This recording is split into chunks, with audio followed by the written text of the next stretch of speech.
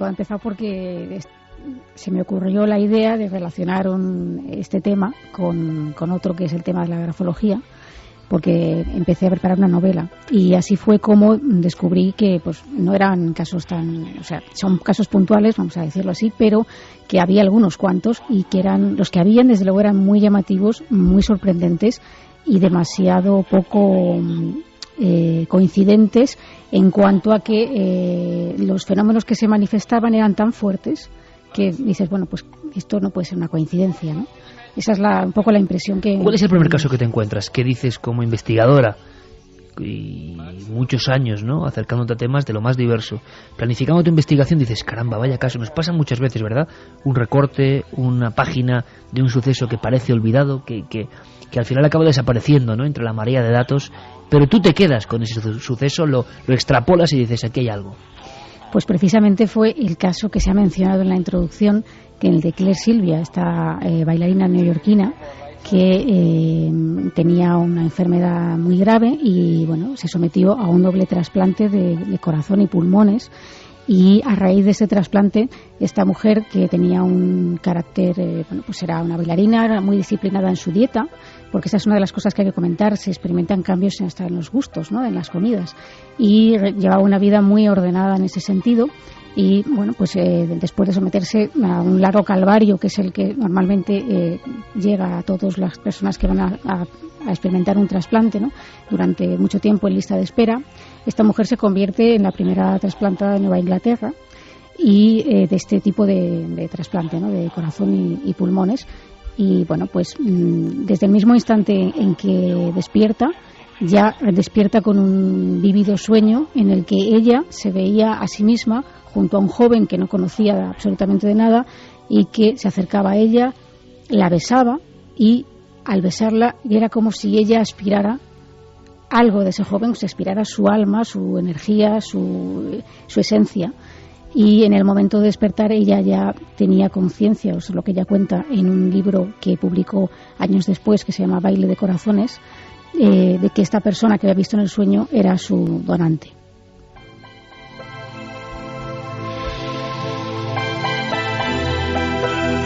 ¿Ella en el sueño llega a verle rostro, llega a identificarlo? ¿Se produciría una investigación por parte de la propia paciente? Sí, porque esta es una de las cosas que hay que comentar, ¿no? Las personas que reciben un trasplante, no todas, pero una gran mayoría de estas personas tiene inquietud con el tiempo, se empieza a hacer preguntas, ¿no?, de quién era la persona que me ha dado esta generosidad, este órgano que tanto necesitaba, por el cual estoy viviendo gracias a él, ¿no? Y esto es algo que se pregunta a muchísimos trasplantados. Y esta mujer, desde luego, se lo preguntó. Y a raíz de este sueño, empieza a tener otra serie de sueños en los que aparecía este joven, que ella, desde ese mismo instante, decía que se llamaba Tim. O sea, tenía muy claro que se llamaba Tim, y el apellido, lo que pasa es que el apellido, ella tampoco lo divulgó en el libro, porque por respeto a la familia del donante, comenta que sabía nombre y apellido, vamos, estaba segura de que el apellido empezaba por L, por la letra L. Y bueno, pues a raíz de esto, aparte de esos sueños que cada vez eran más intensos y a veces hasta violentos, pues experimenta cambios como decíamos, en los gustos por las comidas. Cuando ella de repente pues era una persona muy disciplinada en la dieta, le empieza a gustar el pollo frito al estilo Kentucky, la cerveza, que no le había gustado nunca, chocolate, cosas que ya no comía y no estaban ni siquiera dentro de su dieta, pero no solo por disciplina, sino porque no le gustaban. Y entonces, bueno, pues todo esto le sume, digamos, en una crisis de identidad muy profunda, que ella pensaba que era la única. Claro, también es un tema que es un poco tabú, yo creo, y esto conviene decirlo, porque cuando alguien ha recibido un órgano, o en este caso un par de órganos, que van a permitir que tú puedas vivir, no ya digamos una calidad de vida, sino que puedas seguir viviendo, porque esta mujer estaba realmente fatal antes de realizar el trasplante, estaba ya en las últimas. El agradecimiento que siente el receptor de ese órgano hacia el donante y hacia la familia del donante es tan grande y tan fuerte, existe una conexión tan profunda, que no quieren hacer ni decir nada que pueda en absoluto perjudicar a la memoria del donante o a la propia familia, que sigue viva, evidentemente. Sin embargo, esos sueños se repetían. Sí. De una forma cada vez más intensa, has comentado, claro. Claro, tanto que ella pues sufre esta especie de crisis de identidad en la cual no se sentía ella misma, incluso su propia hija notaba cambios en ella, no se sentía a gusto ni con sus amistades, ni con nada, pese a que se encontraba bien físicamente, porque el trasplante fue un éxito y ella tenía la suerte de que había asimilado muy bien la medicación inmunosupresora, que a raíz de este trasplante y de todos los trasplantes las personas que reciben un órgano tienen que tomar. Y esto quizá aclaramos porque también es una de las teorías que luego podemos esbozar, ¿no? Cuando alguien recibe un órgano que es ajeno a nosotros, externo totalmente, lo que ocurre es que nuestro sistema inmunológico empieza a producir unas defensas para atacar a ese órgano que considera invasor, para intentar expulsar de su cuerpo ese elemento extraño que ha sido introducido, ¿no? Y para paliar todos estos efectos, lo que se hace es que se suministra una medicación inmunosupresora que es muy potente, que debe ser tomada todos los días y que tiene graves efectos secundarios que pueden originar pues desde diabetes, subida de la tensión, propensión a desarrollar un tumor, una serie de cosas que obviamente no son tan importantes cuando hay una vida en juego. Es decir, las personas que se someten a un trasplante saben de este sistema y de lo que va a pasar, de lo que puede pasar, pero lo acatan porque es que no les queda otra, ¿no? Entonces, bueno, pues ella al principio cree que a lo mejor es la medicación que está recibiendo la que puede estarle cambiando de alguna forma y empieza a acudir a una terapia con grupos de personas que han recibido trasplantes igual que ella, y es cuando descubre que no es la única.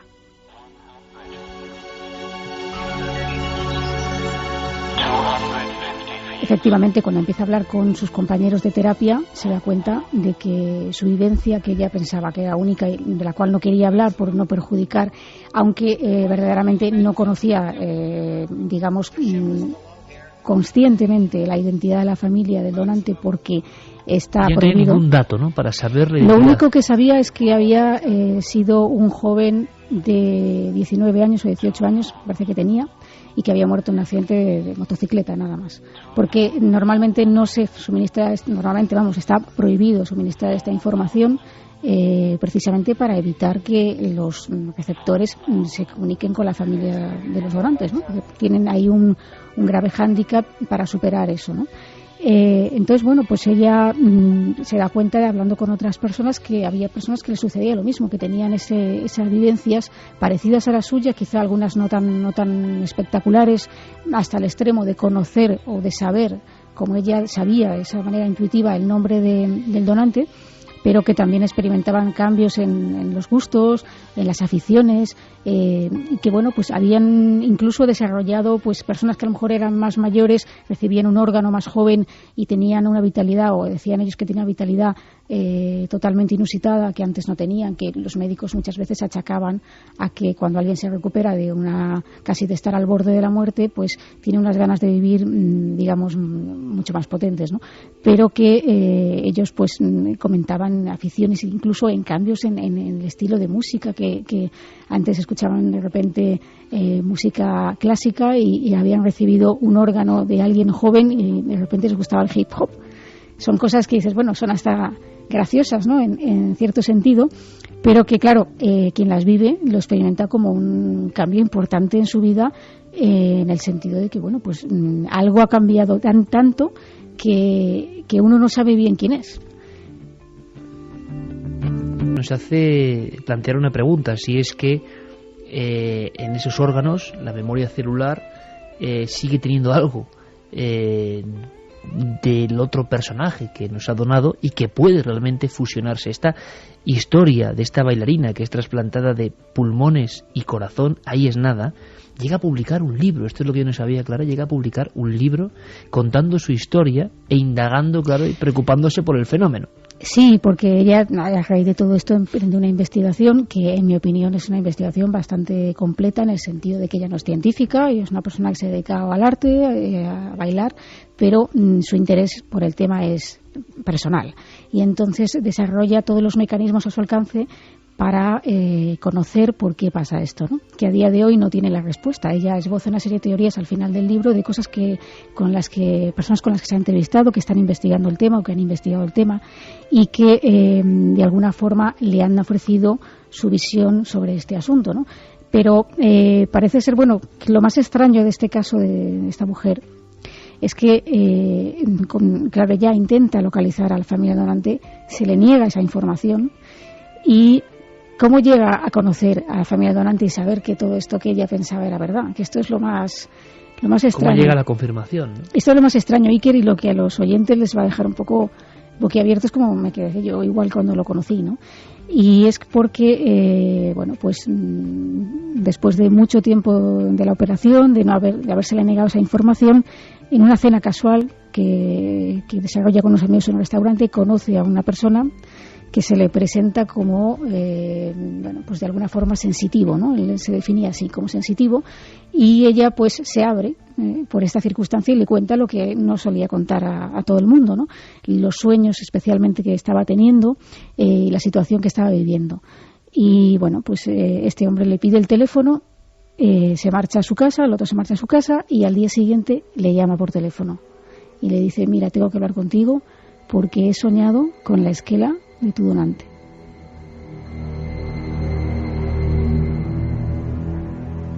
Ella la verdad es que no da crédito a esto, aunque claro, después de todo lo que le había pasado, pues le quedaba una duda, ¿no?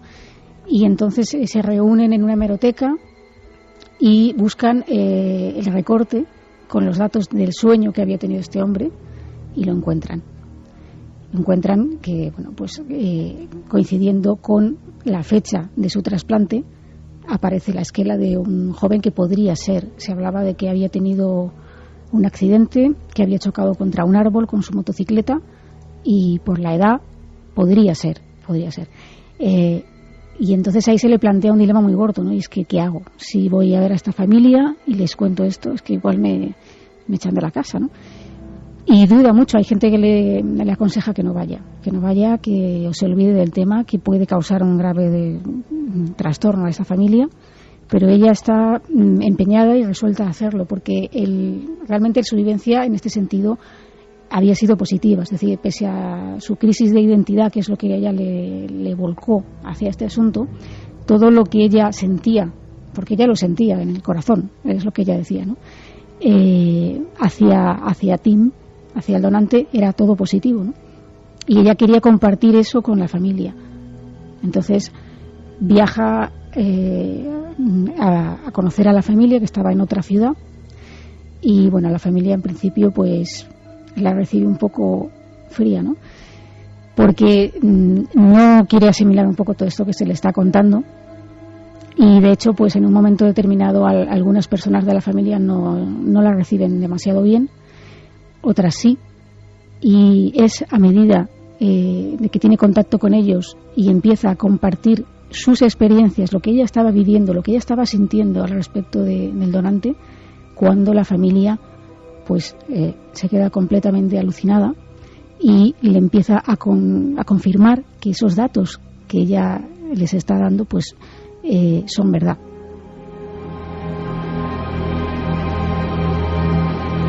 Están Santi, Juanje y Carmen con una cara, no sé cómo estarán los oyentes, pero desde luego la historia es de lo más alucinante que hemos escuchado.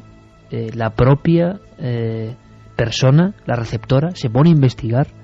Es un trasplante de un nivel increíble. Me gustaría mucho saber, antes de conocer vuestra opinión, qué dice la gente.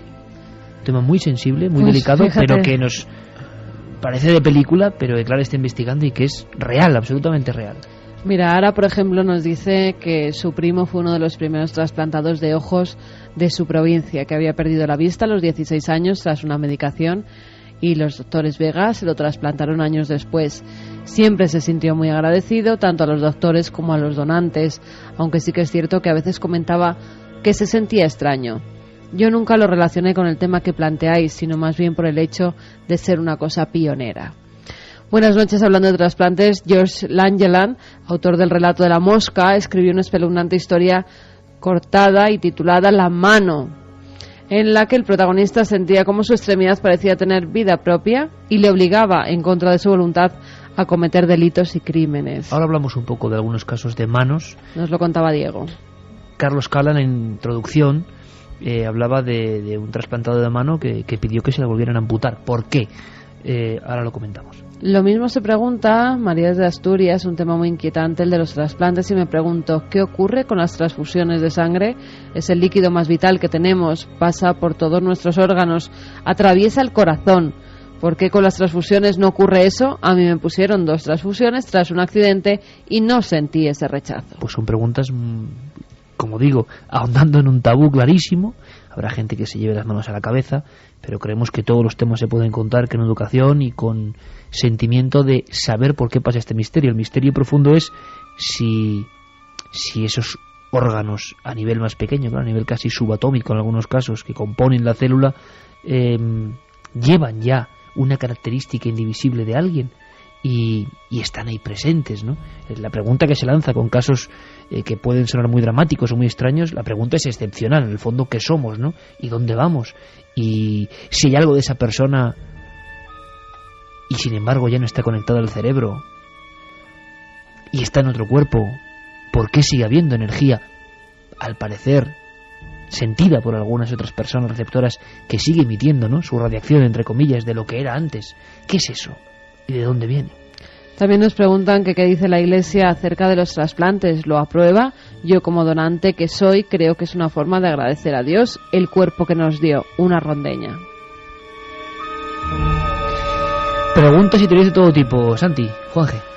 Bueno, es que todos estos casos nos traen una pregunta, que es cuando trasplantamos un órgano o una parte del cuerpo, ¿qué estamos trasplantando realmente?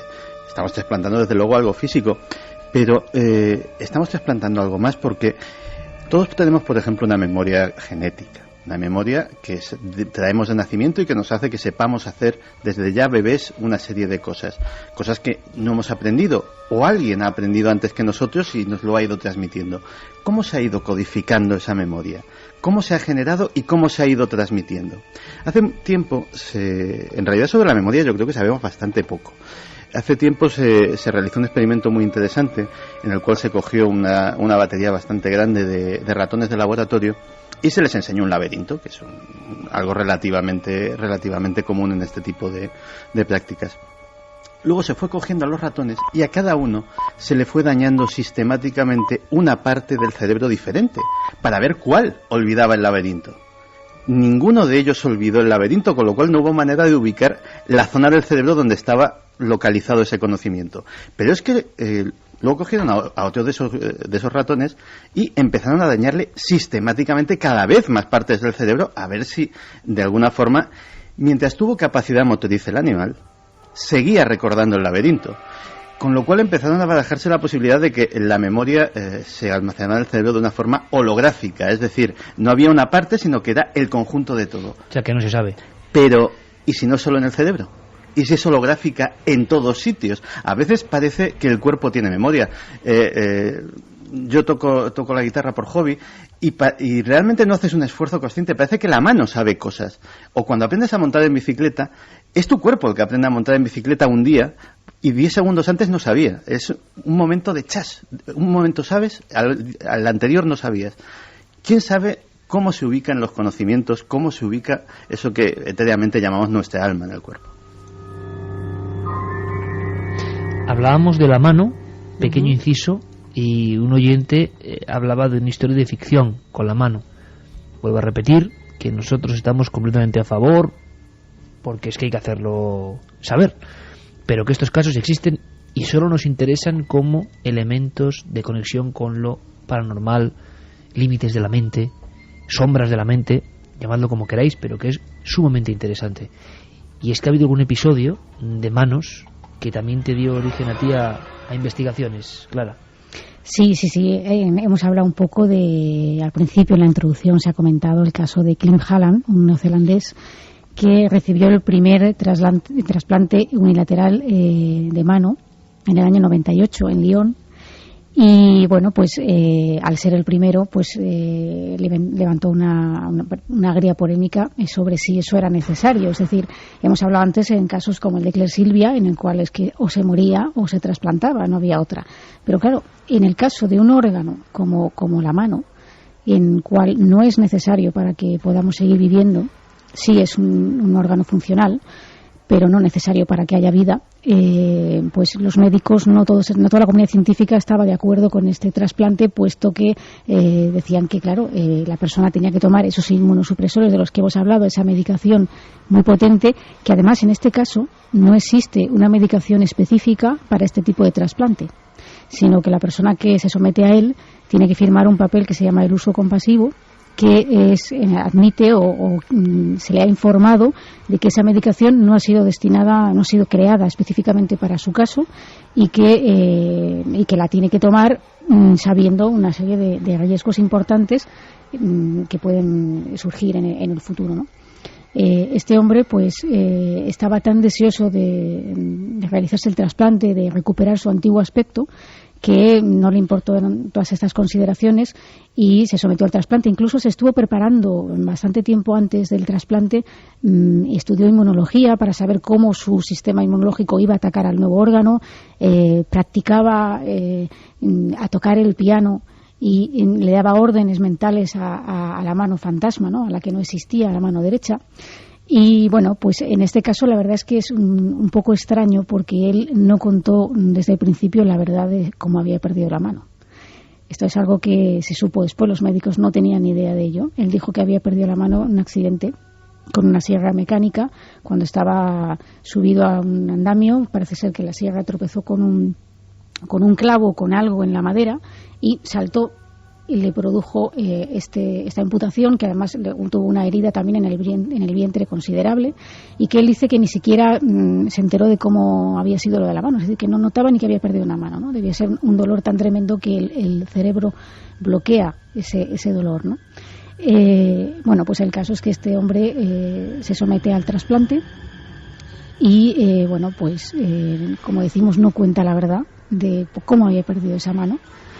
Y empieza, bueno, pues a hacer los controles de rigor, tiene que hacer una rehabilitación. La operación duró como 12 o 13 horas de quirófano, porque hay que unir tendones, huesos, en fin, es una operación muy complicada, siendo un órgano, como decimos, que además Iker está visible en todo momento, porque en el caso de otro tipo de trasplantes no vemos el corazón, no vemos el hígado, no vemos los pulmones, ni los riñones, etcétera. Pero la mano está siempre visible, es imposible de ocultar, y en cada momento vamos a estar viendo esa mano y pensando que esa mano no es nuestra, en cierta forma, ¿no?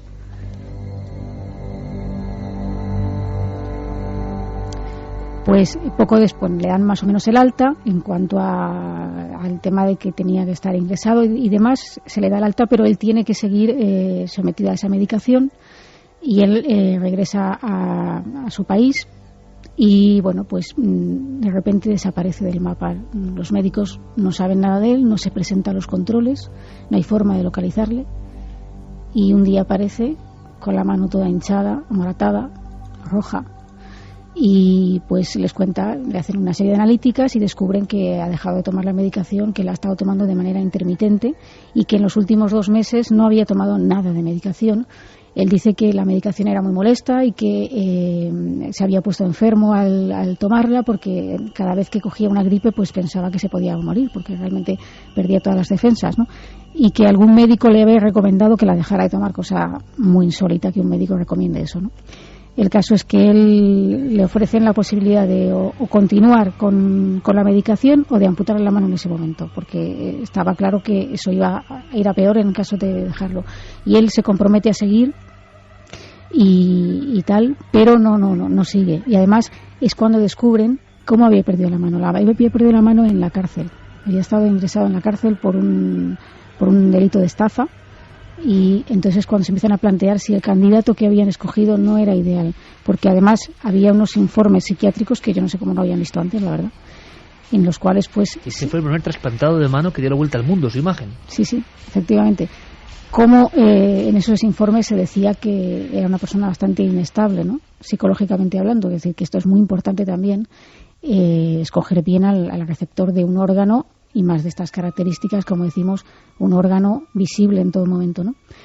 Y bueno, pues ya que dice que va a seguir con la medicación, no sigue con la medicación, y llega un momento en el que él mismo pide que por favor le amputen la mano, porque no puede soportar ver la mano más ahí, y porque físicamente también, evidentemente, por el tema de la medicación que no estaba tomando, se producen unas complicaciones físicas importantes. Incluso decía que a veces se levantaba y tenía la mano ardiendo como si tuviera un hierro incandescente en la mano, y que notaba como un pegote, como si algo que no le pertenecía realmente. Pero los médicos no quisieron amputarle la mano, porque hubo ahí un problema, digamos, político, casi, si me permites aquí un poco hacer política en ese sentido, ¿no? Que los médicos no querían perder un poco este hito en la historia, ni que se convirtiera en una operación frustrada. Pero al final consigue que le amputen la mano en otro hospital en Estados Unidos, después de vender una serie de entrevistas y contar su experiencia, cobrando para poder pagar la intervención.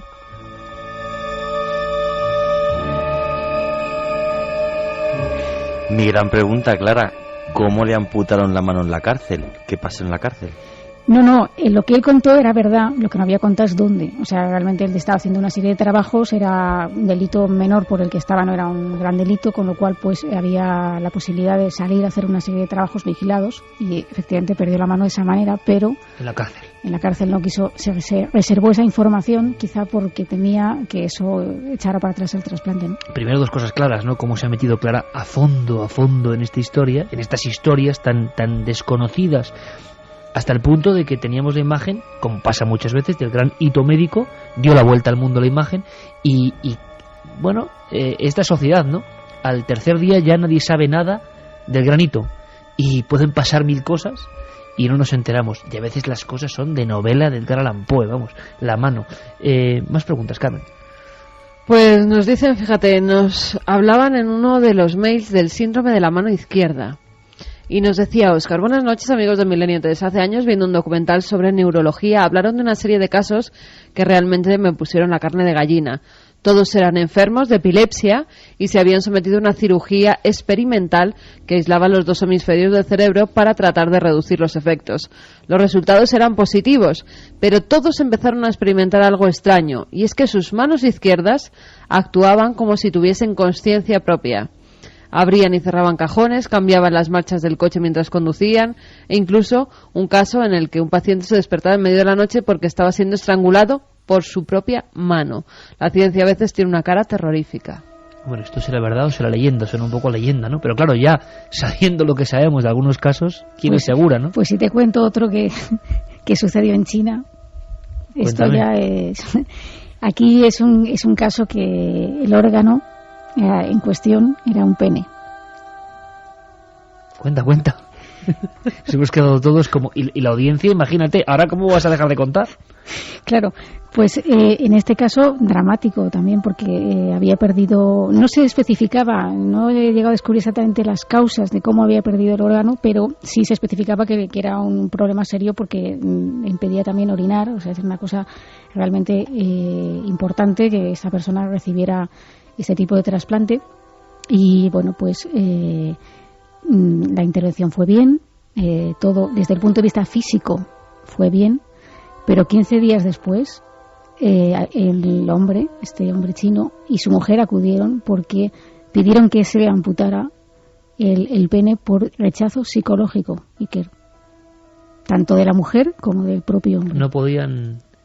No podían asimilar eso. Madre mía, claro, es que hay unas barreras que imagínate, claro, que es que ha habido gente que por accidentes ha tenido que tener operaciones que nos pueden parecer, pero que son realidades. Madre mía.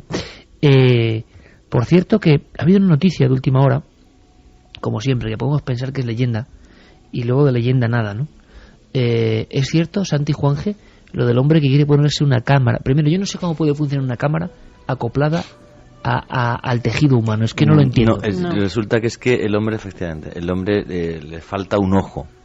Entonces, en ese ojo de cristal, es un señor belga, tengo por aquí dentro del ojo de cristal, pero no es una cámara. se llama. Efectivamente. Entonces, es dentro de ese ojo de cristal hacer una microcámara en la que él pueda pues hacer un documental. La verdad que la temática del documental es curiosa, porque siendo algo tan pionero, la temática la veo un poco absurda, que es ver hasta qué punto se puede espiar a la gente metiéndose una microcámara en un ojo. Pero claro, es que no le falta, precisamente que le falta el ojo. O sea, la temática del documental me parece absurda.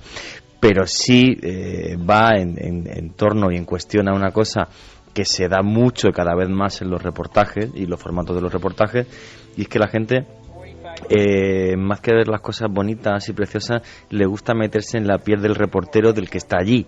En este caso, y todos los formatos de televisión que van en este sentido son los que mejor funcionan, en este sentido este hombre sí que sería el máximo pionero, ya que por desgracia la visión sería la cámara. Claro, es que su misma visión sería la cámara, que es a lo que se tienden los formatos de reportajes.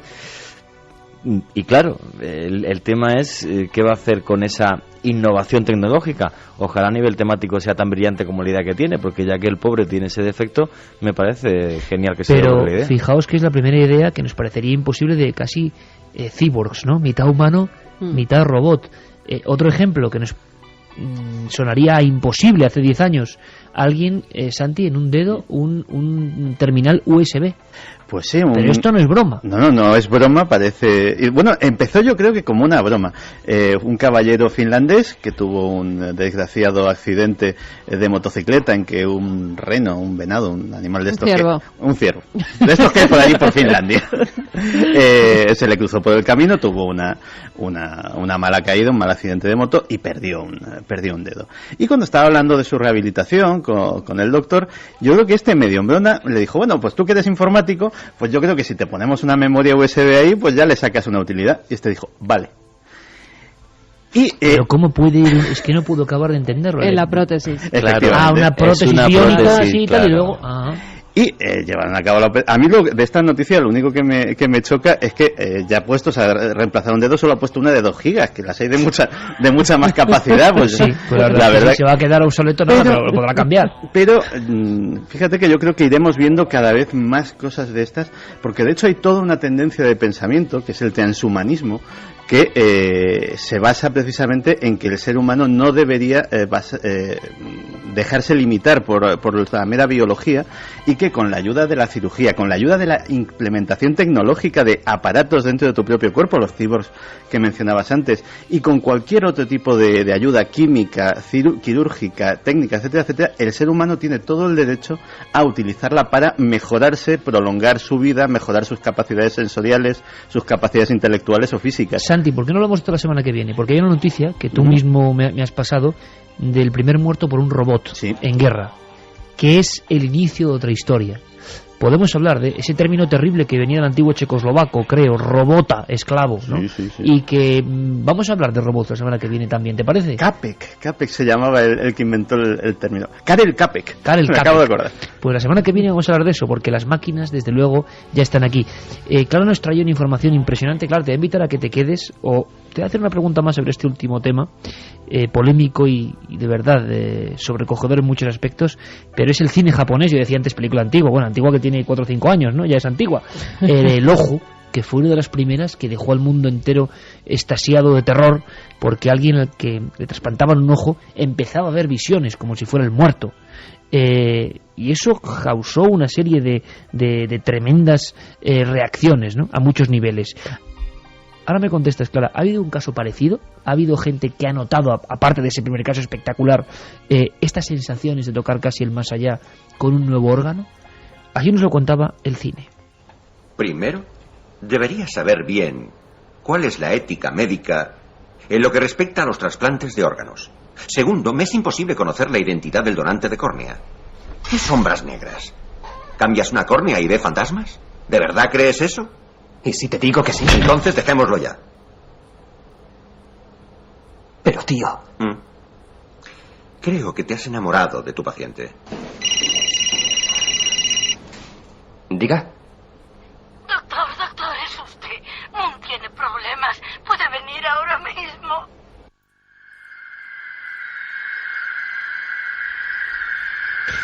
Eso era el cine, y la realidad a veces se parece. 2:46, esto es Milenio 3. Por cierto, 7640, palabra clave Milenio, con esos 3 libros y el tarot del Necronomicon, extrañísimo y recién salido de la imprenta, con esas tarjetas, ilustraciones terroríficas. Por cierto que mañana también, en Cuarto Milenio, Carmen nos trae una historia de esas. A mí me ha impresionado, A mí me ha impresionado conocer la historia, y sé que mañana vamos a tener documentación en vídeo de aquel niño escocés, lo contamos, que parece que recordaba perfectamente una vida anterior, con pelos y señales. La pregunta es si ha habido esos casos en esta panoplia de historias extrañas que estás investigando ahora mismo, Clara, y que te agradezco además que nos cuentes, con los trasplantes, porque parece que algo dentro cambia, casi siempre para bien, pero a veces parece que la percepción también se amplía, o pasan cosas muy raras. ¿Hay casos de este tipo que catalogarías como de lo más extraño? Sí, precisamente al filo de un niño. En este caso de una niña de 8 años, un caso recogido por Paul Persson, que es uno de los investigadores que estudió hasta que murió recientemente el año pasado, todo el tema relacionado con la memoria celular y con ese tipo de casos, y en una convención de psiquiatras y psicólogos que se desarrollaba en Houston, una psiquiatra, asistente entre el público, después de terminar la intervención de Paul Persson, se dirigió al auditorio y contó un caso que ella misma había estudiado. Una niña de 8 años había recibido un corazón de otra niña que había sido asesinada con 10 años, y bueno, pues de repente la niña empieza a tener sueños con su donante, claro, la niña de 8 años, y que no sabía absolutamente nada, ni que está condicionada de nada. Y ella dice que recuerda en el sueño, sabe cómo se ha producido el suceso, sabe que han disparado a esa otra niña de 10 años, sabe cómo era el asesino, sabe cómo se produjo el crimen, las ropas que llevaba, dónde se produjo, dónde ocultó pruebas, y la madre, pues completamente aterrorizada, lleva a la niña a esta psiquiatra. El psiquiatra al principio no da crédito, pero a medida que va desgranando detalles muy precisos, se queda tan impresionada que deciden acudir a la policía. Y ella cuenta en esta convención que a raíz de ir a la policía, el caso se reabre, se investiga y se detiene al asesino. ¿Y esto ocurrió hace poco? Pues esto ocurrió hace unos años en esta convención, exactamente no sé el año, porque lo que sí comento es que muchos de esos casos, algunos hemos dado nombres y apellidos, pero hay otros que conocemos el caso, pero no conocemos muchos detalles porque las personas lo han contado, pero de manera anónima, si no, no lo hubieran contado. Impresionante es poco, seguiremos andando en todo esto, Clara, y desde luego que, como te conocemos bien, seguro que todas estas indagaciones al final son un fruto inquietante, pero a la vez informativamente con un gran peso, y que va a enseñarnos otro mundo, que es lo que hacemos entre todos desde hace muchos años, ¿no? Pero quiero que te quedes, Clara, al menos para conocer un poco esta historia que viene a continuación, que nos lleva a Venecia. Luego Nacho, en la tercera hora, nos contará una historia de un extraño cráneo que ha aparecido con invocaciones satánicas de hace muchos miles de años, que ha dejado a los investigadores y arqueólogos alucinados. Es un cráneo con ciertas manufacturas y que tiene que ver con lo diabólico en el mundo judaico. Pero ha habido otro cráneo que nos ha llamado mucho la atención y que esta semana ha salido a la luz, se ha desenterrado en una fosa común en Venecia, ni más ni menos. Hace poco estábamos allí. De nuevo Joan Solés, que ha estado pluriempleado para Milenio esta semana. Joan Solés tenía los últimos datos y ahora comentamos más. Vampiros, sí, como tantas cosas, leyendas, ¿no? Pero entonces, ¿por qué este cráneo ha aparecido así? Buenas noches. El cadáver de la mujer del siglo XVI con el ladrillo encajado entre las mandíbulas ha sido hallado en una fosa común del Lachareto Nuovo, una isla de la laguna que fue hospital cementerio de Venecia en tiempos de las grandes epidemias que azotaron media Europa hasta el siglo XVII. En aquella época se atribuía la propagación de la peste negra, por ejemplo, a vampiros, muertos vivientes, comedores de mortajas, como demostrarían los cuerpos revueltos en sus tumbas que a menudo hallaban los sepulcros. sepultureros. En realidad, la mayoría eran seres humanos que, considerados muertos, habían sido enterrados vivos, o resultado de la descomposición de cadáveres que por entonces no se comprendía todavía. En cualquier caso, leyendas antiguas explicaban el fenómeno como acción de vampiros, que el poder político, en ese caso la Inquisición en el mundo cristiano, se encargó de perseguir. Conocemos todo ello por la amplia documentación de los inquisidores, que reflejaban en sus actas detalles macabros y descripciones muy precisas de los procesos post-mortem.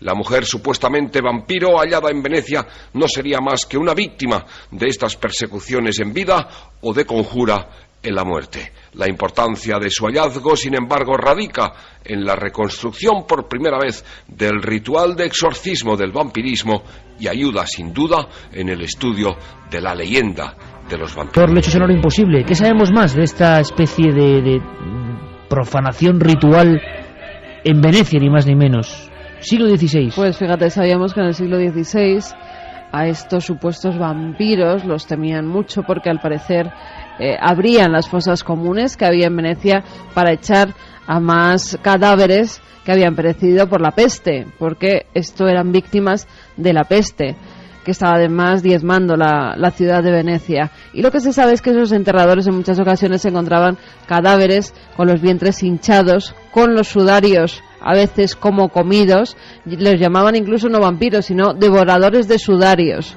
porque parecía que los propios muertos se comían sus propias mortajas. Cadáveres masticadores, decía José Luis Cardero, el antropólogo. Pues lo que pasaba era todo que eran fenómenos de la hinchazón, de la putrefacción, y ellos lo identificaban con fenómenos vampíricos, con fenómenos que llevaban a pensar que por las noches esos cadáveres se levantaban, que como tenían sangre por la boca, por las fosas nasales y con todo el vientre hinchado también de manera sangrienta, pues pensaban que se alimentaban verdaderamente de sangre, pero lo que era en realidad era putrefacción. Y se sabe que a esta mujer sí que la metieron el ladrillo en la boca para que no comiera o no pudiera sorber nada más de esa supuesta sangre que sorbía por las noches. Se sabe que fue después de muerta y que además le rompieron varios dientes al introducirle ese gran ladrillo en la boca.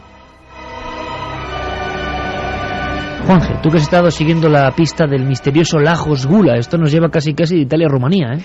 Sí, es lo que yo he leído la misma noticia de Carmen y hay cosas en las que no estoy de acuerdo. O sea, realmente, como siempre, Carmen. O sea, es que tú y yo no podemos estar de acuerdo nunca en la vida. Quiero leer un informe que se escribió en 1755 por el médico de cámara de la emperatriz María Teresa de Austria, y dice así, literal, en 1755: la ceremonia que se llevaba a efecto estaba dirigida por el guadlaj, o sea, por el juez del lugar, hombre generalmente muy experto en vampirismo. Se clavaba un palo aguzado en el pecho del vampiro hasta atravesarle de parte a parte. Después se le cortaba la cabeza, se quemaban los restos y las cenizas eran arrojadas a una fosa o a una corriente de agua. Interesante, pero esto era Rumanía. Esto era el mejor médico de Holanda, Holanda. No, esto era en Rumanía. El mejor médico de Holanda, Gerard van Swieten, contratado para reformar la Universidad de Medicina de todo el Imperio Austrohúngaro, que ante una serie de casos que escandalizan a la población, tiene que enviar a 2 médicos si él viajara a Transilvania, y una de sus conclusiones en este informe, y leo literalmente: el vampirismo se adquiere fácilmente. Esto lo que estoy leyendo se leyó en Belgrado, en la universidad, en el siglo XVIII. El vampirismo se adquiere fácilmente y es contagioso como la roña. Sostienen los entendidos que un cadáver de vampiro infecta en breve tiempo a todos los cuerpos enterrados en el mismo cementerio, si no se destruye enseguida al primero. Y además comenta 2 cosas que lo voy a decir muy rápidamente. Los extraordinarios hechos observados pueden resumirse en 2 puntos principales. El mejor médico del Imperio Austrohúngaro: que los cadáveres de estos magos póstumos o vampiros no se corrompen, sino que se conservan enteros y sin rigidez. Punto número 2, que tales vampiros inquietan y atacan a los vivos mediante apariciones, estrangulaciones, ruidos y absorciones de sangre. ¿Pero se sabe si la cabeza estaba sola o no se sabe? No, apareció en una fosa común, ha aparecido en una fosa común. Podían estar el resto de sus huesos perfectamente también en esa misma fosa. Lo que pasa que lo que ha llamado la atención ha sido ese cráneo con esa piedra introducida. Nunca habíamos visto una foto así. Nada, es cierto, además es que estamos hablando de cosas totalmente diferentes. Claro, estamos hablando del siglo XVI en Venecia, claro, y de las supersticiones en textos que hay de la época y que ya hablaban de este ritual, y estamos hablando del siglo XVIII en Rumanía. Y Clara no sé qué quiere decir que está...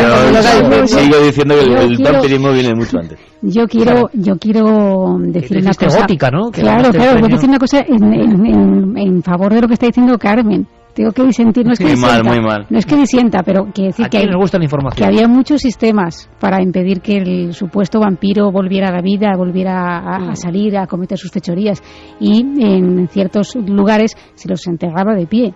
No se les destruía ni se les quemaba, aunque también se hacía eso que tú has comentado. Claro, boca abajo, para que no pudieran, en el momento de despertar, no supieran hacia dónde dirigirse, y no pudieran salir. Lo que quería decir es que el tema del vampirismo viene desde hace miles de años. Por supuesto. Desde textos que tengo, por ejemplo, aquí de la antigua Sumeria, o sea, de hace 5.000 años. Sí. Demonios que chupan sangre desde los primeros códigos de la humanidad. Lo que pasa que es curioso que un documento así no lo supiéramos, no nos encontrásemos con él hasta ahora. Por cierto, Juanje, del Lajos Gula no sabemos nada, ¿no? El Lajos Gula es que hay que ir a investigarlo a Rumanía en condiciones. El Lajos Gula hay que investigarlo a Rumanía. Lo haremos. Clara, compañera, que ha sido un auténtico placer. Nos has dejado con el cuerpo, nunca mejor dicho, así, con sensaciones extrañas. Vaya casos, vaya historias. Creo que para mayo, ¿no? Sacas ya una obra para mayo... con toda esta documentación que en España no ha tocado nadie, nunca. Pues creo que no. Es una novela que se llama El Otro. El Otro. Y que efectivamente se publicará en mayo con Minotauro. Qué bien, Clara. Toda la suerte del mundo. Contaremos más cosas, ¿eh? Muchas gracias. Te vemos pronto en Cuarto Milenio. Gracias. Un abrazo grande. En fin, nosotros seguimos con muchas más cosas, muchas más historias. Por cierto, que vuelve a repetirse la triada esta tremenda, ¿no? Lo que ha pasado en Alemania. Este muchacho. Y fijaos ahora la polémica, Santi, ¿eh? Nadie sabe si el mensaje enviado por internet en un chat en que parece que se anunciaba o se profetizaba por parte del propio asesino de este muchacho que se ha cargado a 15 personas, creo. Ahora ya la policía no sabe si es verdad, si es mentira. Dijo que era verdad, luego que era mentira. Luego ha habido personas mandando mensajes falsos y creando el pánico en otros colegios de Alemania, porque otros niños se puede decir, con escopetas iban hacia allá. ¿Qué está pasando? Pero tenemos muchos más datos. El Señor de la Guerra, la sección de Santiago Camacho. Y un sinfín de cosas que tienen que ver con cráneos, demonios y hallazgos. Dentro de unos minutos, después de las noticias, aquí en la serie Milenio 3.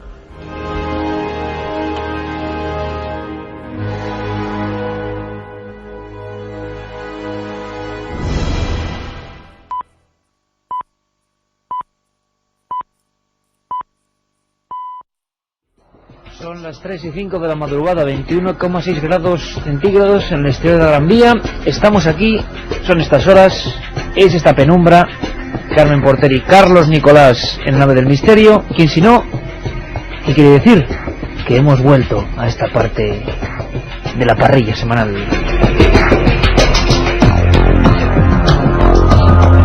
Y lo hacemos con más ganas que nunca, con más entusiasmo que nunca, porque significa que hoy... casi como le pasaba a Fernando Alonso, aunque espero que con distinta suerte, es como si esa bandera cuadriculada negra y blanca que da la salida, pues también se ondea para nosotros. Hoy comienza una nueva temporada. Los viernes ya os dimos los saludos. Los domingos, como sabemos que además hay otra audiencia, que a veces no se corresponde con la del viernes, pues aprovechamos, Carmen, pues para mandar un abrazo grandísimo a todos nuestros amigos, ¿no? Que a estas horas están ya aquí, espero que con lengua mejor que la mía, que ya es como la de Epi Blas en estos momentos, pero es que menudo arsenal que viene de noticias, de historias, y también un factor que nunca se olvide en Milenio 3, de ciertas cosas que dan más o menos escalofríos. Buenas madrugadas, Iker. Pues sí, ya estamos además cargaditos de energía para comenzar esta nueva temporada. Yo veo a Nicolás ahí dentro, con estas músicas que nos pone, y ya me reactivo, es como una radiación que llega aquí al entrar al estudio y todo se nos pasa, ¿verdad, Iker? El increíble. Cansancio, todo. ¿Y por qué? Pues porque tenemos unos oyentes que además son de lo más fieles y que nos lo demuestran todos los días, claro que sí. Bueno, pues hoy empezamos, amigos. Hoy hay parrilla de salida y sabemos que el viernes estuvo la cosa fuerte. Hoy también, aunque con muchas más noticias. Como siempre, este domingo una especie de ojo electrónico, espacial también, que vigile lo que pasa en el mundo, lo que habitualmente no se cuenta.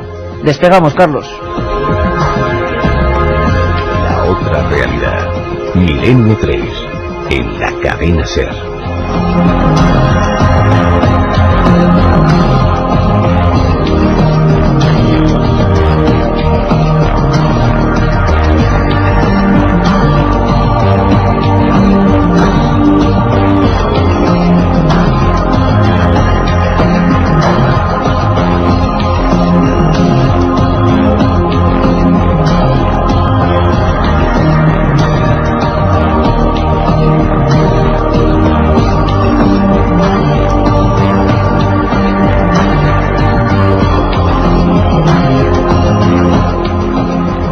...7640, como siempre, vía de contacto. Estas madrugadas va a ser siempre un indicativo de que hay, bueno, mientras podamos, un obsequio. Y siempre los obsequios suelen ser o libros o programas o músicas. Queremos de alguna manera, pues, adentraros en sus mundos cósmicos y extraños a veces, siempre inquietantes, tan inquietantes como estas. Va a haber muchas secciones e historias nuevas a partir de esta nueva presentación, también se puede decir así, se puede redundar en ello. Carmen, el premio de hoy. Pues el premio de hoy son 3 ejemplares de Un viaje mágico por el Camino de Santiago, que ha escrito Mariano Fernández Urresti. ¿Y por qué? Es de la editorial EDAF. ¿Y por qué sorteamos este libro? Porque luego vamos a hablar cositas del Camino de Santiago, novedades en Milenio 3 que nos va a traer uno de nuestros colaboradores estrella. El Archivo del Misterio, editorial EDAF, Un viaje mágico por el Camino de Santiago, del historiador, licenciado en Historia, Mariano Fernández Urresti. Por cierto, 3 ejemplares, 7640, palabra clave Milenio, espacio y como siempre lo que vosotros queráis. Para cualquier comentario, sugerencia, caso, historia, reflexión sobre lo del viernes, madre mía, cientos y cientos de mensajes el viernes sobre lo que ocurría. Por cierto, el 24, si no me equivoco, viernes, en Torrelavega, Sala Mauro Muriegas, 24, estaremos el equipo de Milenio 3, Carmen y yo por lo menos, allí, hablando de radio, de misterio y de un montón de cosas, tú de la Sábana Santa, Carmen.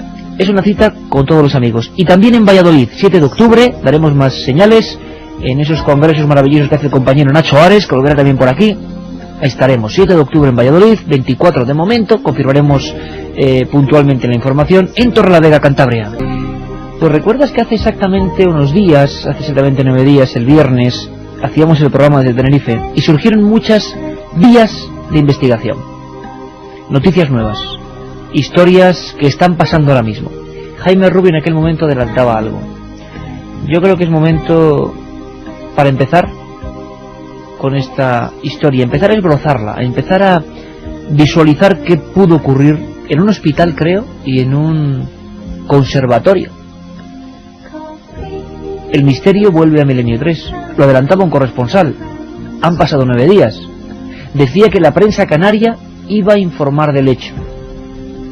Vamos a viajar hasta Canarias.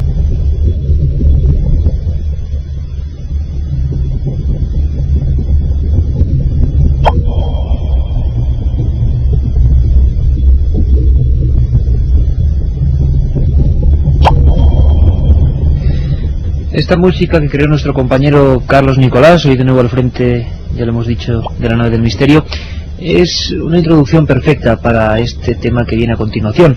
Y es que siempre hay una noticia. Lo que ocurre es que a veces no nos enteramos, pero en muchos periódicos regionales pasan a veces sin pena ni gloria algunas informaciones y ya estamos curados de espanto.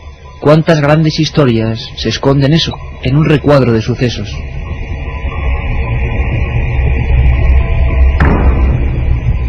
Hace una semana exactamente, Carmen, que Jaime Rubio, en ese programa especial desde Tenerife, nos informaba de que algo iba a ocurrir, ¿no? De que algo iba a pasar en los medios informativos y nos lanzaba como 2 píldoras un par de primicias. Efectivamente, Iker, yo hablaba por la tarde con Jaime y me decía, mira, tengo 2 exclusivas que os voy a dar para el programa porque van a salir publicadas en un periódico y antes de que salgan publicadas quiero que lo comentéis. Entonces nos poníamos en contacto con él y nos contaba que algo estaba pasando en un antiguo edificio que lleva ya más de 4 años cerrado, que era el Hospital del Pino. pero también en el conservatorio. Algo estaba pasando, había 2 casos de fenómenos poltergeist, presuntos fenómenos poltergeist, y bueno, ese era más o menos el resumen de lo que nos contaba Jaime Rubio. Todo esto en Las Palmas, una ciudad muy importante, muy populosa, y que no debe ser la primera vez, desde luego, que se enfrenta con fenómenos supuestamente paranormales. Vamos a ampliar esta información. Estamos en contacto con Jaime Rubio, desde allí, desde esa maravillosa isla. Jaime, buenas madrugadas, amigo.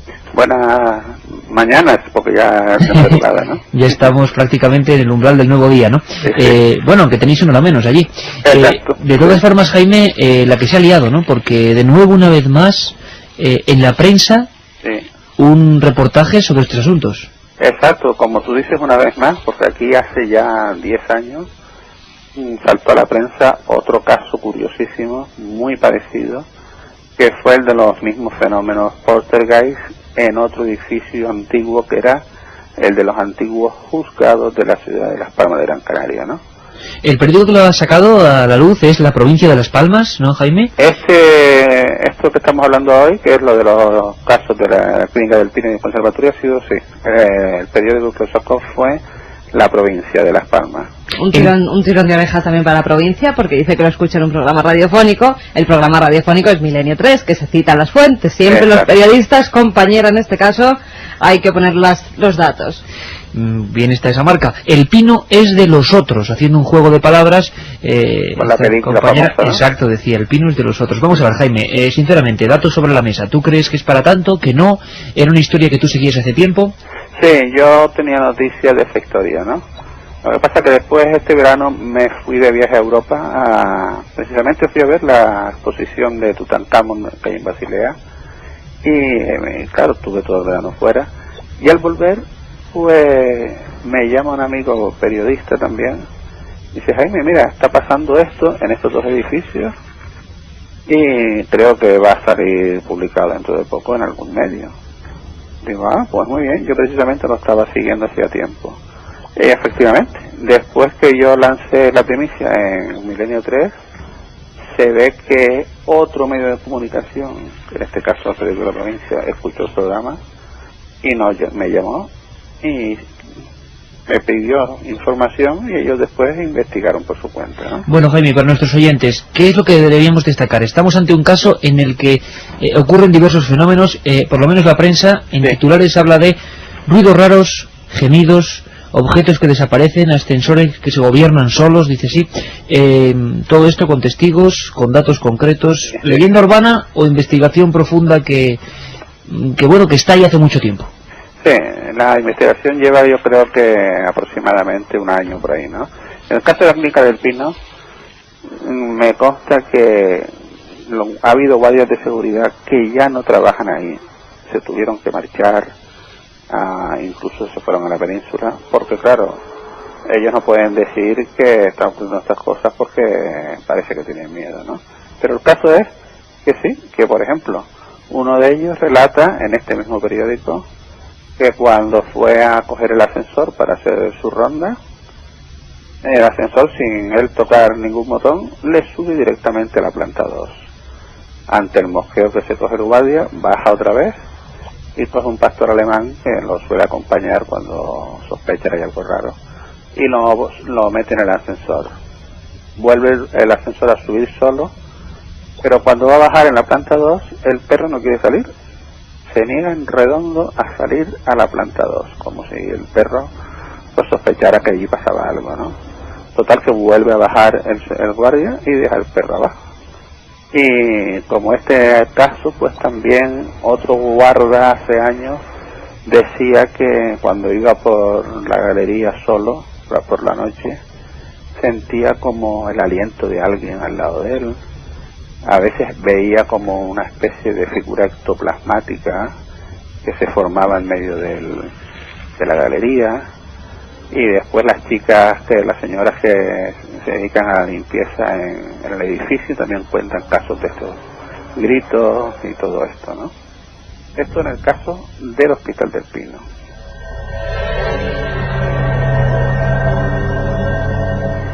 Es curioso porque, Jaime, muchos amigos inmediatamente, además a través de mensajes, claro, lógicamente el tema de los hospitales siempre ha estado muy presente, con una conexión muy directa. hay muchos hospitales en diversos puntos de las islas y de la península donde se cuentan historias semejantes. Lo de los niños es una constante, aquí también ocurre, ¿no, Jaime? Sí, también lo de los niños, y también yo creo que la explicación que nos dan aquí es que, como claro, los hospitales, hay que tener en cuenta que este hospital lleva cerrado 4 años, ¿no?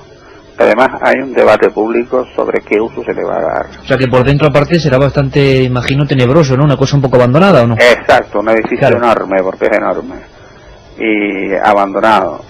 Y que tú hagas la guardia solo por ese gran edificio también tiene que imponer un poco, ¿no? Uf, y tanto, me lo estoy imaginando ahora, me recordaba casi, Jaime, escuchándote, películas de este tipo de, no sé, de hospicios antiguos o El Espinazo del Diablo, alguna cosa de eso. Claro, un edificio así tiene que impactar mucho. Oye, ¿habéis intentado, o se va a poder hacer, o tenéis un poco cuidado del paso los investigadores?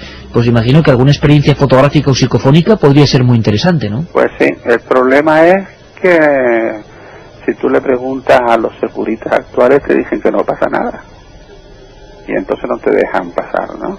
De todas formas, vamos a intentarlo de alguna manera, y si no en el hospital, a ver si en el Conservatorio de Música ese edificio sí está en activo, y porque todos los días entran y salen estudiantes y profesores por la mañana y por la tarde, pero claro, a las 10 de la noche se cierra, ¿no? Jaime, y en ese edificio dicen que se han llegado a escuchar cómo los instrumentos tocan solos. Sí, pues, además una cosa curiosa, porque se cuenta que una noche, por ejemplo, cuando entraban los guardias de seguridad a hacer su turno, en una de esas veces un guardia estaba hablando con el director del conservatorio para ultimar detalles, y en eso los dos escuchan el piano sonando de una de las aulas. Entonces el director le dice: oiga, aquí arriba hay gente, vaya a ver quién está ahí. Se sube el securita, y cuando abre la puerta del aula donde salía la música, pues no ve a nadie, ve el piano, pero no ve a nadie, ¿no? Entonces baja y le dice al director: pero arriba no hay nadie, ¿cómo ha sonado el piano? Y se quedaron los dos un poco ahí. Y entonces estos sucesos de oír instrumentos prohibidos se han escuchado en varias ocasiones, y la cosa es que al final los guardias de seguridad porque ya los han cambiado, se negaban a hacer la ronda ya por la noche, simplemente cerraban el edificio y se quedaban abajo. Y esto es lo que estaba pasando en este lugar que está construido, hay que decirlo, sobre un antiguo convento franciscano del siglo XVI o XVII, el cual tenía, como era muy grande, un cementerio en el interior, ¿no? Y por tanto gente... Estas historias se han contado en otras ocasiones. En el mismo Conservatorio de Madrid, un caso que dio la vuelta a España en su día, en varias portadas de periódicos, se hablaba de lo mismo, de instrumentos que sonaban a otras horas. Mucha gente pensará que los fantasmas existen, aquí no lo sabemos. Otros pensarán que los sonidos tienen ciertas peculiaridades naturales que no conocemos, que se quedan en los lugares, ¿no? O sea que el conservatorio, Jaime, el Conservatorio Superior de Música de Las Palmas, podrá ser objeto de estudio quizás. Sí, tal vez sí. Vamos a ver cómo podemos hacerlo, pero lo intentaremos por lo menos. Pues Jaime Rubio, el hombre que dio, bueno, pues la primera información, la pista informativa, porque aquí lo que queremos es que todos tengáis las últimas noticias, lo que está ocurriendo, los casos nuevos. Muchas gracias, amigos, seguimos muy atentos esta investigación. Un abrazo muy fuerte para la gente de Las Palmas. Venga, buenas noches y hasta la próxima.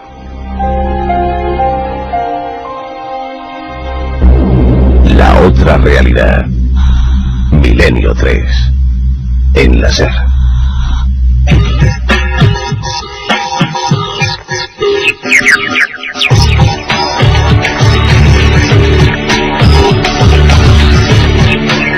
...7640... Conectamos con los mensajes de nuestros oyentes, de nuestros amigos, que lo están pasando algunos muy mal. Vivo cerca del hospital, el del Pino. No os podéis ni imaginar lo tétrico que es de noche, me tenéis asustado. Ginés, que nos dice: en el hospital de San Agustín de Linares, en Jaén, en la planta de maternidad, se han visto espectros y se han oído llantos y gritos de niños. Buenas madrugadas desde Huelva. Aquí también tenemos un hospital abandonado con fenómenos de gritos y voces. Es el Manuel Lois. Informaros y decirlo, por favor. Ángel de Palencia, soy vigilante en un hospital psiquiátrico, yo solo. ¿Os imagináis un poco mi estado? Estoy helado de frío. Seguid así, besos a todos. 3:23, como siempre transformando en directo. Vamos a ver, no hace falta ni que os lo diga, ¿no? Llevamos... va a ser 3 años juntos, ¿no? Llevamos 250 programas juntos. Ya, 7640. Vamos a preparar el siguiente programa, amigos. Hospitales con misterio. Por cierto, un momento, Carmen, porque veo aquí pasa de todo ya. Vamos a intentar hacer una conexión por primera vez en la historia dentro de la nave del misterio. Pantallas, discos y Carlos Nicolás. Porque me está haciendo gestos. ¿Qué pasa, Carlos? ¿Tú también conoces alguna historia cercana o qué? Buenas noches, pues sí, yo conozco... Aquí tenemos a Carlos Nicolás, por vez la primera, voz de Carlos Nicolás. La voz de uno de los ídolos ya de este programa. Carlos. Aquí estoy. Existo. Existes y estás ahí, no es una ficción. Carlos, existe realmente esa leyenda, ¿no? Yo sé que en Navacerrada hay un hospital donde todavía se pueden ver los expedientes de los enfermos por ahí. ¿Sí? ¿Podemos algo hay. ¿Podemos intentar documentarnos para saber qué ocurre? La próxima semana sabremos más.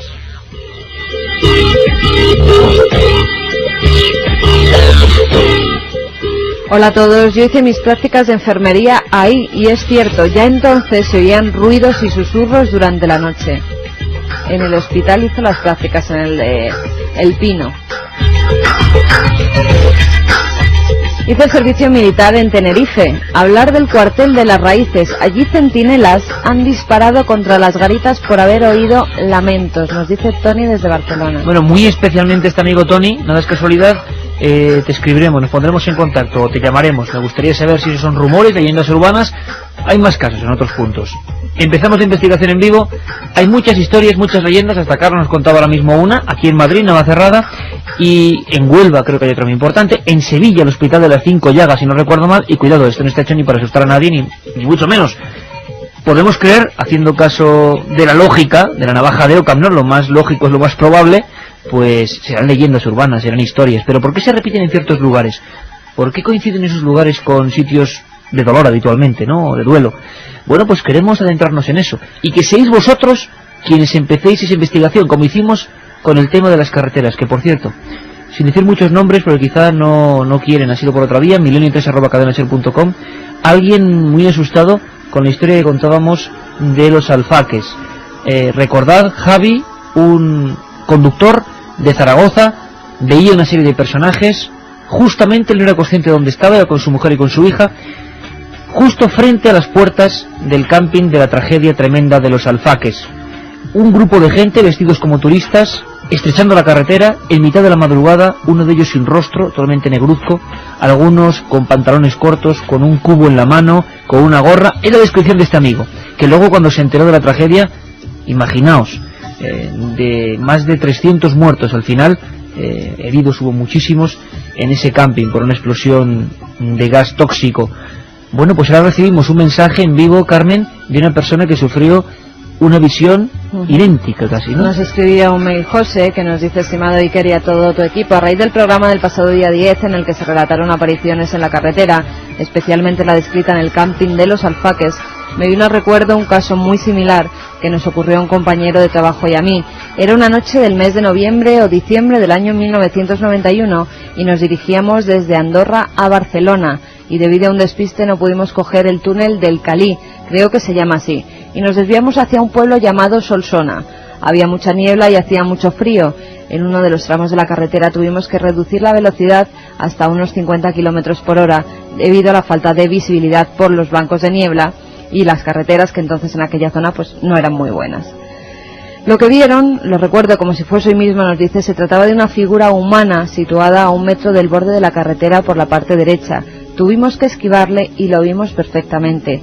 Iba vestido como si tuviera puesto un traje de vestir, pero sin corbata ni chaqueta, solo con una camisa blanca que destacó muchísimo al enfocarle con las luces. Cosa rara con el frío que hacía. Además llevaba un maletín en la mano, y aquí viene lo bueno, tenía el rostro totalmente negro.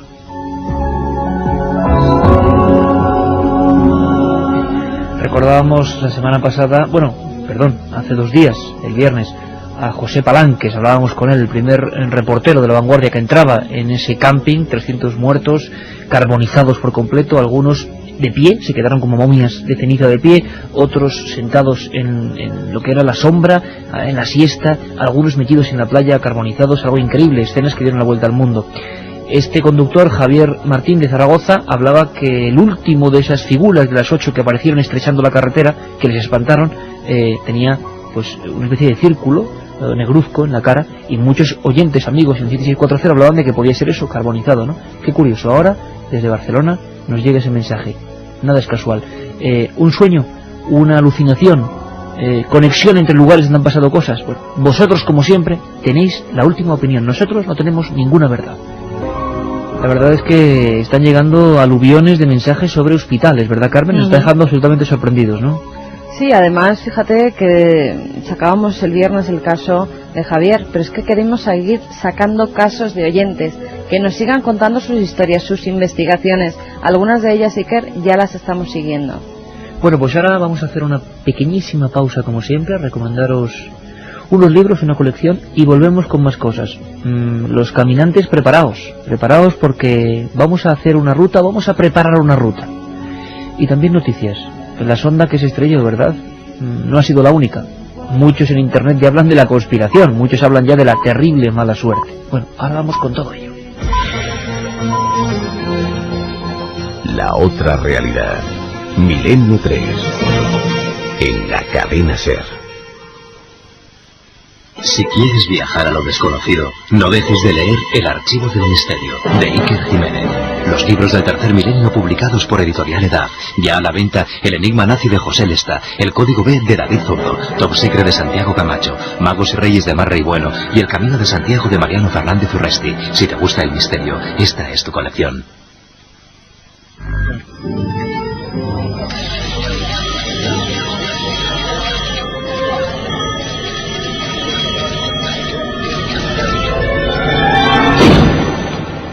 Milenio 3. Una ventana abierta hacia otros mundos. Milenio 3. Milenio 3. Cadena SER. Pase lo que pase. La actualidad de Teletipos nos trae coincidencias, como siempre, curiosas, interpretaciones diversas de la actualidad. En esta ocasión, vámonos de lo tenebroso de un hospital abandonado. Vuestra investigación en vivo, ya sabéis, 3 libros del Camino de Santiago, su versión más extraña, de Mariano Fernández Urresti, de Edad. Y bueno, ascendemos de esos edificios viejos al cosmos.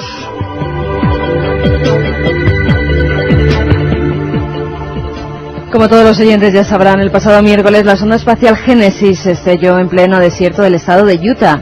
Ahora los científicos de la NASA han logrado recuperar los envases con forma de disco de oro que contienen las partículas de viento solar conseguidas durante los 3 años que duró el viaje de la nave por el espacio. Los átomos recuperados pueden ayudar a la comunidad científica a explicar cómo se creó el sistema solar hace 4.500 años, según afirma la NASA. Pero esta, Iker, no ha sido la única sonda que ha sufrido este tipo de accidentes. Las Phobos, tanto la primera como la segunda, desaparecieron en 1988, cuando sus controladores soviéticos las dirigían hacia la luna marciana, que les daba nombre. Una de ellas envió una foto en la que se observaba una forma no identificada, que algunos investigadores interpretaron como un ovni. La Mars Observer, esta sonda de la NASA lanzada en 1992, llegó a Marte en agosto del 93. Nada más insertarse en la órbita del planeta, perdió todo contacto con la Tierra. Todavía hoy se ignoran las causas de esa pérdida. La Mars Climate Orbiter. Bueno, mi inglés es muy así, pero bueno, lo intento pronunciar. Una serie de errores en su programación hicieron que esta sonda se volatilizase durante la maniobra de inserción en órbita en septiembre de 1999. Según los expertos, la nave se desintegró al chocar con la atmósfera de Marte. La Mars Polar Lander, en 1999 también, la agencia espacial estadounidense perdía este módulo de aterrizaje al fallar sus cohetes de frenado durante el descenso. Al parecer los motores se detuvieron antes de tiempo y la sonda se estrelló contra el suelo a gran velocidad. Y por último, Beagle 2, este pequeño laboratorio embarcado a bordo de la Mars Express, desapareció sin dejar rastro el 19 de diciembre de 2003. El módulo, que no tenía capacidad de maniobra, debía descender con unos paracaídas que nunca se abrieron. Vaya lista y vaya ristra, ¿no?, que dirían algunos. Madre mía. no nos extraña que muchos hablen de la maldición de Marte. Por cierto, Carmen, sería importante comentar una última noticia muy interesante en el mundo de la ciencia, que nos puede hacer conocer muchas más cosas de ese planeta siempre enigmático, ¿no? Porque uno cuando dice Saturno ve el eterno mundo que todos de niños dibujábamos con la raya alrededor, ese gigantescos en plural, y mágicos anillos, y también yo por lo menos veo ese dibujo tremendo de Goya, ¿no? Saturno devorando a sus propios hijos. Lo que ocurre es que tenemos novedades importantísimas. Pues sí, que la Agencia Aeronáutica del Espacio ha asegurado que la sonda espacial Cassini, que el material encontrado en el anillo, está vinculado a Atlas, una de las 33 lunas de Saturno, cuya existencia ha sido confirmada hasta ahora por las imágenes transmitidas por esa sonda. También han afirmado que a mediados de julio, la sonda Cassini transmitió imágenes de 2 nuevas lunas minúsculas del planeta. El científico inglés Cal Murray, de la Universidad Reina María, en Londres, descubrió la existencia de una posible tercera nueva luna, y tal vez de una cuarta, Iker, durante una revisión de imágenes transmitidas por la sonda. Sin embargo, los científicos no están todavía seguros de que se trate efectivamente de una luna o de un cuerpo flotante en las proximidades del planeta. Si lo fuera, es pequeña porque tiene un diámetro de 4 o 5 kilómetros y sería pues la más pequeña de todas las lunas de ese planeta. Los científicos también han detectado variaciones en la órbita de la posible nueva luna que señalarían la existencia de otro satélite natural de Saturno. ¿Qué creéis? ¿Conspiración? ¿Algo pasa en el espacio? Yo desde luego lo que sí que creo, y es de las pocas cosas en que tengo fe o dejo de tenerla, es que conocemos muy poco, y desde luego conocemos un poco del espacio. Lo repito siempre, hace no mucho tiempo, hace menos de un lustro, se reían algunos científicos, entre comillas, a carcajadas de quien hablara de agua, de posibilidad de agua en el sistema solar, no solo en Marte. Y fíjate, la tenemos aquí en la siguiente manzana del espacio. ¿Acaso será que conocemos mucho menos y que nuestra egolatría y nuestra visión centrípeta de las cosas, muy medieval por cierto, de que somos el centro de todo, es una soberana majadería? Eso tendría que ver con el espacio, con lo que pasa en los hospitales, con lo que pasa en las carreteras. En definitiva, ¿no somos una panda de ignorantes? Habrá que ver todo con las gafas de la humildad, eso siempre lo primero. Por cierto, Carmen, que ahora me gustaría que todos estuvieran muy atentos. Sería importante iniciar un viaje. Va a ser una importante novedad. Andrés Contreras, buenas madrugadas, amigo. Buenas noches, Iker, Carmen, don Carlos. Buenas noches a todos los oyentes de Milenio 3. Vaya flores que me estáis echando en la primera intervención de la temporada. Sí, hombre, hay que presentar a nuestra gente fiel, hay que presentarla siempre como se merece. Yo creo que las ampollas, los calambres, esas vías rompepiernas valdrán la pena con tal de hacer realidad una temporada más el espíritu de Milenio 3, ¿no? Este año era año Sacobeo, donde está la noticia está la SER, y donde está el misterio está Milenio 3. Y la idea, Francisco, ¿cuál es exactamente? Para que nuestros oyentes puedan comprenderlo. Es decir, tú te vas a calzar esas botas de peregrino, vas a coger el bastón de peregrino, y... La vieira, importante. Sí, pero seguramente vas a contarnos cosas del camino que no son muy conocidas, ¿verdad? Hombre, el fin del camino es que todos los oyentes, todos los caballeros del tercer milenio sean peregrinos, ¿no? Voy a intentar fotografiar etapa a etapa, y son 33. Empezamos en Somport, el Sumus Portus, en Francia, lo que es denominado el Camino Aragonés, y he elegido ese porque es quizás el camino más desconocido. Todo el mundo sabe de la existencia del Camino de Roncesvalles, o del Camino Portugués, o de la Vía de la Plata, ese camino que va desde Andalucía pasando por todas las Castillas, ¿no? Camino Aragonés, botas y a luchar contra todos los impedimentos meteorológicos y contra el cansancio, y persistir para que todos los oyentes de Milenio 3 puedan vivir a través de las ondas pues lo que es una vía, la vía de las estrellas, la ruta que sigue a la Vía Láctea, y que desde allá, desde el siglo IX, cuando supuestamente se encontraron los restos del apóstol Santiago, bueno, pues han recorrido miles y miles de personas, y que supuestamente y presuntamente alberga una serie de conocimientos, que es lo que todos conocemos, iniciáticos, cabalísticos o alquimísticos, dejados por órdenes como los templarios o como los caballeros de Cristo o como los hospitalarios, en el arte, en la arquitectura, con esos sigilum, esos sellos que dejaban los gremios, esos picapedreros hoy conocidos como masones, que lo que hoy hay en día no tiene nada que ver con lo que había en esa época del medievo.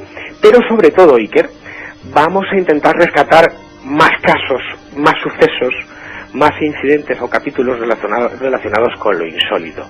Porque tú eres un experto en la historia OVNI, ¿no? Tú te has recorrido estos campos de Dios buscando a los no identificados. Y yo, por ejemplo, tengo mucha ilusión en contar que en el camino, en un sitio muy concreto, que es donde se juntan todos los caminos, el camino francés y el aragonés, en Puente de la Reina, en febrero de 1976, en un pequeño altozano llamado El Ristro, hubo uno de los grandes casos OVNI con humanoides. Y tanto, y tanto. Y hubo uno de los grandes casos, y yo tengo muchas ganas de contarlo a través de los micrófonos de la SER, porque fue portada, no sé si te acuerdas, de la revista Stendek, un pequeño panfleto, bueno, pequeño, revista dedicada a la ufología que titulaba Humanoides en España en 1976. O casos como la observación que hubo en octubre de 1974 en Logroño, titular del ABC. El titular rezaba una base de ovnis en La Rioja. O casos como el acaecido en enero de 1975 en Burgos o en la comarca de Briviesca. O los sucesos vividos, quizás la primera oleada de Foo Fighters, de estas luces populares de las que hemos hablado en diferentes ocasiones, allá por las fechas estivales de 1968 en los campos de Boadilla, en León. Oye, Carmen, se le ve emocionado a este hombre con su reportaje. Yo le tengo varios encargos, porque no solo hay que mirar al cielo. Dentro de las iglesias hay que mirar, Francisco. Hay que buscar los Baphomet, ¿no? Que no lo va a hacer solamente. No solo eso, Cristos muy extraños. Ah, sí. Si pasas por Limpias, por ejemplo, en Finisterre vas a tener que hacer las fotografías tremendas del Cristo que hay allí. Francisco empezó hablando de enigmas del cielo, pero permitidme una pequeña pausa porque va a haber mucho, mucho más.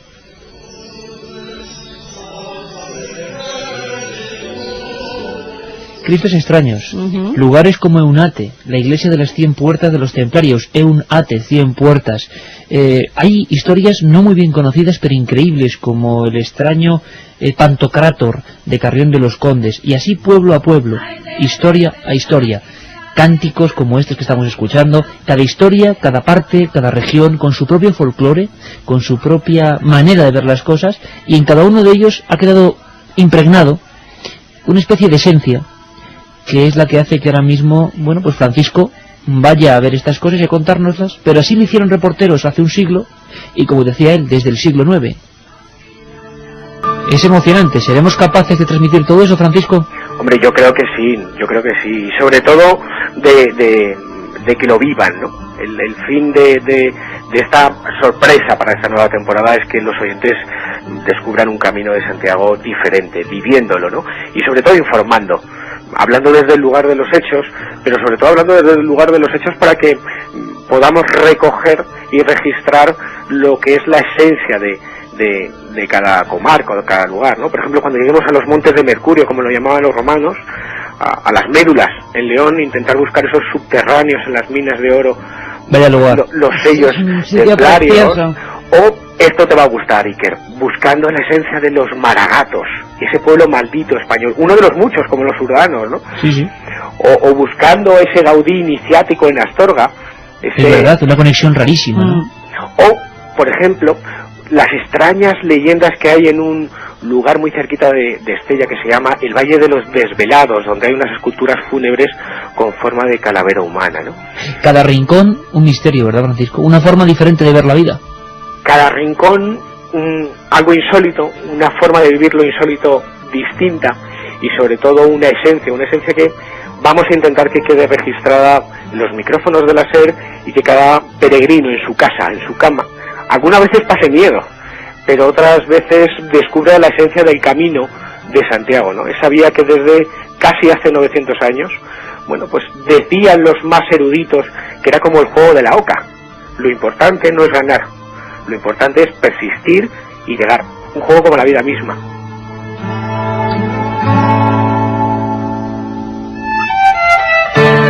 Así que, Carmen, habrá que estar muy atentos a partir de estas madrugadas. Dicen que el camino cambia la persona que lo hace. Sí. Francisco, ¿cómo nos vas a venir? Bueno, yo creo que algo cansado, pero contento, ¿no? El camino, efectivamente, dicen que es un viaje al interior de uno mismo, ¿no? Yo no lo sé si vendré muy cambiado, ¿no? Lo que sí que te puedo contar es que según vuelva del Camino de Santiago, y ya os cuento varias cositas, tendremos que visitar otra casa encantada. Bueno, como siempre, un caso en la faltriquera. Pues nada, queríamos saludar a nuestro amigo y reportero y compañero, desearle que esta sea también una temporada feliz, llena de acontecimientos, y haciendo radio, que es lo que nos gusta y lo que queremos hacer para todos, y con todos. Ni más ni menos, el Camino de Santiago. ¿Os imagináis que a lo largo de estas semanas, cuando vosotros estéis sintonizándonos, o otros programas de la cadena SER, habrá un reportero errante, solitario, caminando con ojos muy abiertos? Yo creo que es una experiencia nueva. ¿Cómo sonará el Camino de Santiago? ¿Cómo vendrá nuestro compañero? ¿Cuándo podremos conectar con él? ¿Qué documentos nos traerá? Mucha suerte, amigo. Nada, estaremos ahí dando el callo y a ver si tenemos suerte y nos encontramos con la Santa Compañía cuando lleguemos a Galicia. Un abrazo. Lleva una cámara de fotos bien preparada, Francisco. Llevo dos, Carmen, llevo dos. Es un besazo muy grande y sabes que tienes todo el apoyo de Milenio 3 y de todos los oyentes que desde el 7640 te están mandando su más sincero apoyo, Francisco. Yo, si me permitís una licencia, sí quería agradecer no solamente los mensajes que ya están llegando, sino a todos los amigos de los chats que el programa tiene en el IRC hispano, que durante estas semanas, desde que sabían que yo iba a empezar esta ruta radiofónica, me han dado a su apoyo, ¿no? Esos dos canales que hay en el IRC, Iker Jiménez y Milenio 3. Y quién sabe, a lo mejor vas conociendo por esas etapas muchos de nuestros oyentes. Es más, que además habría que ir avisando cuando conectemos que Francisco está por ahí. Hacemos ya de paso un club de fans, Francisco. Bueno, club de fans no, club de amigos. Que no claro que sí, claro que sí. Por supuesto, un abrazo muy fuerte, amigo. Un abrazo para esta iniciativa, que en definitiva es eso, un paso más en torno a cómo vemos la historia y el periodismo, y simplemente intentar contarlo con todo el sentimiento. Creo que se nota, ¿verdad? Un abrazo, amigo, y mucha suerte. Hasta luego. Un viaje en busca del misterio. Milenio 3, en la SER. Mensajes que, como le decía Francisco, siguen llegándonos al 7640, y no solo de apoyo, también nos llegan algunas leyendas, fíjate. ¿Ah, sí? Hay una leyenda que un lobo blanco protege a los peregrinos puros de corazón a través del camino. Es el espíritu de un peregrino asesinado en la Edad Media. Qué bonita historia, el lobo blanco que los protege. Pues el lobo blanco que irá con nuestro compañero Fran Contreras, claro que sí. Pero solo a los puros de corazón. Esperemos que Francisco lo sea. Hombre, sí, pasa la prueba, pasa la prueba. Hola, me llamo Itziber y soy de Irún, pero ahora estoy en Alemania y gracias a vosotros me siento como en casa. Muchas gracias y un beso. Saludos hasta Alemania. José de Suiza también nos sigue escribiendo. Hombre, es uno de los fieles. Hola a todo el equipo. Iker, ¿podría repetir el nombre del título y la editorial del libro que sorteabais el viernes? Suerte para la temporada nueva. Pues será Un mensajero en la noche, Belacqua, de la editorial Belacqua, María Vallejo Nájera. María Vallejo Un mensajero en la noche. Muy rápidamente, vamos como siempre con un libro que es ya desgraciadamente difícil de encontrar y con una novedad. El libro antiguo que os recomendamos, aunque no es muy antiguo, tiene exactamente 12 años, es Edgar Allan Poe, Cartas de un poeta.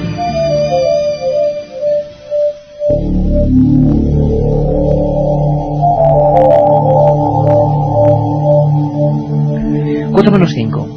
Carmen, antes de seguir con... Bueno, están reventando el 7640. Bueno, cuando surge una idea que impacta en la audiencia y que quiere colaborar, se ve enseguida, como el día de los encuentros en la carretera y tantas otras veces que vosotros habéis hecho y habéis sido protagonistas de este programa. Pero tenía una noticia, entre todos estos papeles de teletipos que acaban de llegar, hay una que me parece muy curiosa, porque es un tema que hemos siempre sondeado.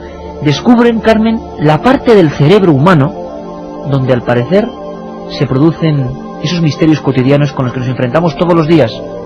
Los sueños. Un equipo de científicos suizos del Hospital Universitario de Zúrich cree haber localizado la parte del cerebro en la que nacen los sueños de las personas. Los investigadores hicieron el descubrimiento cuando trataban a una mujer que había dejado de soñar después de un derrame que le había afectado un área profunda de la parte posterior del cerebro.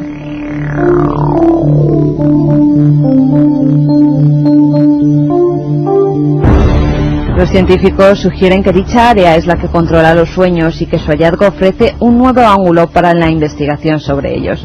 La paciente de 73 años de edad perdió varias funciones cerebrales, la mayoría vinculadas a la visión, cuando sufrió el derrame. Pocos días más tarde recuperó casi todas, pero después dejó de soñar, algo que ella hacía muy a menudo antes. Revisando las ondas cerebrales de la mujer mientras dormía durante 6 semanas, notaron que su sueño no se veía perturbado, ya que seguía teniendo sueño REM, que es el movimiento rápido del ojo, como es normal. El dato es significativo porque el soñar y el sueño REM suceden juntos, aunque algunas investigaciones científicas apuntan a que dos sistemas cerebrales diferentes están detrás de cada uno, algo que según los científicos suizos su hallazgo confirmó. Me da la impresión de que el hospital de Zúrich es el mismo donde se ha planificado, y hablamos de eso hace 2 años, la idea de controlar o de tener más o menos bajo el registro otro tema que os encanta, porque lo vemos constantemente, el supuesto, siempre supuesto, viaje astral. No dudéis, sueños y viaje astral. El tema de sueños jamás lo hemos tocado en Milenio 3. No queremos hacer un consultorio de sueños, de esos al uso, porque creemos primero que casi nadie sabe nada. Fijaos cómo está la ciencia, o sea, como para interpretar. Pero sí meternos en por qué soñamos, qué ocurre cuando soñamos, qué misterios hay cada vez que nos metemos en la cama y que todavía, digan lo que digan, no comprendemos. Así que dentro de poco, vuestros sueños. Queremos que incluso nos los contéis. Sueños asombrosos, sueños sorprendentes, y lo buscaremos científica, histórica y hasta filosóficamente. Casi ya, Carlos, que vamos entonando nuestra recta de salida porque siguen los mensajes, ¿no? Y estamos ya en el último momento. Claro que sí. Hola, soy vigilante y la semana que viene empieza a trabajar en un hospital antiguo de noche y habéis hecho que me lo piense. No, hombre, no, que tal y como está la lista del paro hay que tomar lo que sea. En Almendralejo varias personas abandonaron un edificio construido sobre el viejo hospital, gritos y poltergeist. Oye, ¿por qué se repite tanto la historia de gritos como fenómeno supuesto siempre en estas edificaciones? Es algo, y gritos de niños, ¿no? Investigaremos. Otro sitio que yo recuerdo, Tarrasa, un lugar preventorio de tuberculosos, o Busot, ¿no?, en Alicante. Los 3 ganadores del libro de Marino Fernández Urres. Piedad, trabajé en un hospital y además creo en las energías. Muchas personas mueren allí y sus energías permanecen, os lo puedo asegurar. Vaya testimonios que hay en la gente, sobre todo. Tony desde Teruel, hice el Camino de Santiago y mi vida cambió. Es una experiencia iniciática. Esperemos que para bien. Sergi desde Valencia, otro libro que va para él, trabajo de vigilante y creo que los perros ven cosas que nosotros no. El mío varias veces ha salido corriendo asustado. Yo propongo, casi dando una nota de humor, un programa que se siente en nuestro perro, que se llama UFO, por cierto, porque ese sí que es un compendio, como todos los perros, ¿no?, de auténticos misterios. Es un placer empezar la 3ª temporada con vosotros, amigos, los oyentes de la cadena SER. Un abrazo muy fuerte.